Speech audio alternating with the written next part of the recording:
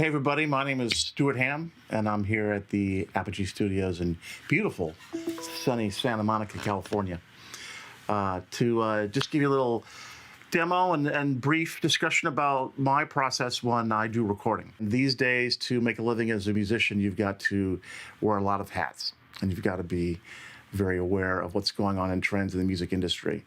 And a lot of that is home self-recording. I think it's very important that aspect of any musician's life right now is to know enough Logic or Pro Tools and recording technique to be able to record yourself at home. So what I'd like to do is kind of go through my process and hopefully give you some tips about some things that you can use when you're recording your bass.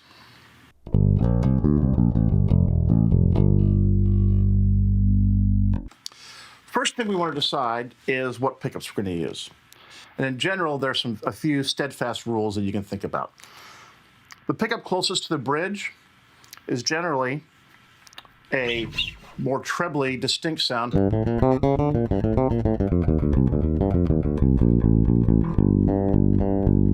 Think Jocko, we all do.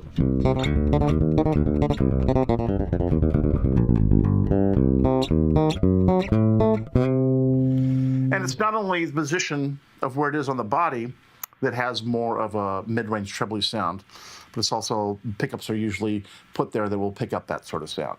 The neck pickup is going to have a thicker, more guttural sound.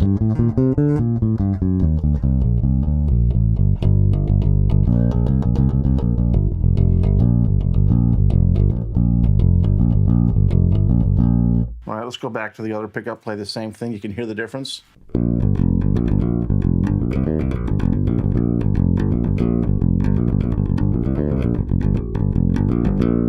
This particular bass I'm playing, the Washburn Stu Hamm hammer, also has a piezo pickup, which is picks up the vibrations on the bridge. And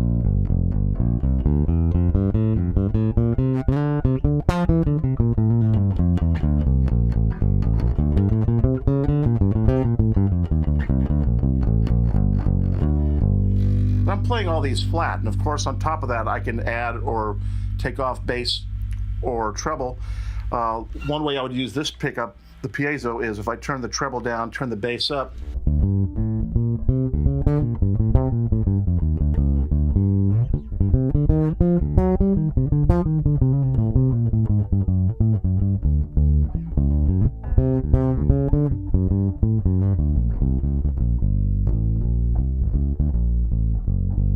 Right, a real sort of acoustic kind of sound. So that's the basic. The neck pickup is going to be thicker and fatter. The bridge pickup is going to be clear. And of course, you can blend them because it's got the thickness of this, just the neck pickup, but it adds a little bit of clarity to it too.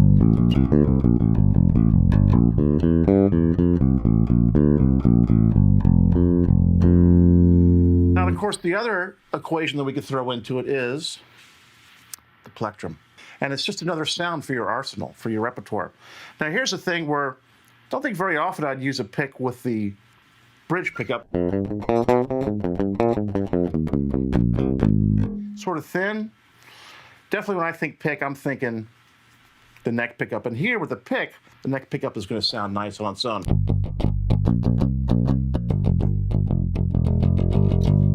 Of course, there's different ways of playing it wide open. Muting it. Maybe if I blend the two, the pick, what's that going to sound like?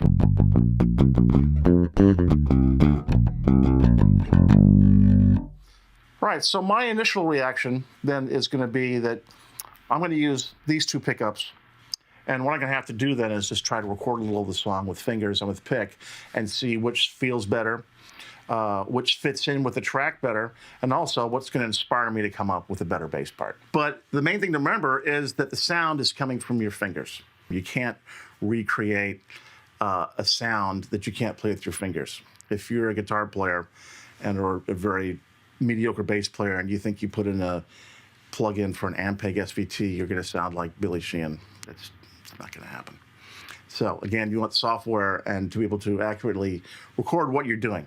I generally have the bass up pretty heavy in the mix, pretty loud. And the reason is because I want to be able to track playing with a really light touch. One thing that I think it takes a lot of people a while to realize is that the bass is not going to sound thicker and better the harder you play. And this is something that's very difficult to come to grips with in a live environment. Because if you're playing and you're really sweating and you want to play,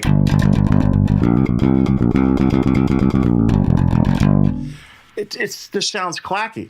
When if you play it,